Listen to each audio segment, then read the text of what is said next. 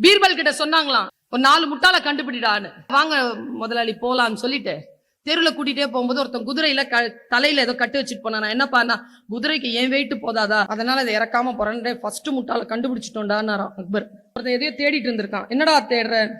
மோதிரத்தை தொலைச்சிட்டேன் சார். எங்கடா தொலைச்ச? அங்க தொலைச்சேன் சார்.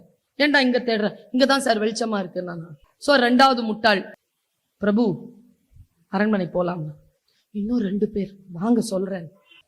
நாட்டுக்கு இவ்வளவு வேலை இருக்கும் போது முட்டாள்களை தேடி கண்டுபிடித்தேனே நான் 2 முட்டாள். நான் தான் 3வது முட்டாள். 4வது நாரான்.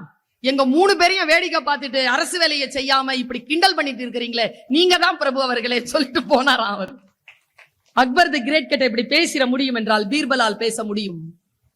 ஏதோ ஒன்று இலகுவான தன்மை. அக்பர் 10,000 புறாக்களை வளர்த்தார். 12,000 மான்களை அவர் வைத்திருந்தார். முஸ்லிம்கள் நாய் என்றால் விலகுவார்கள்.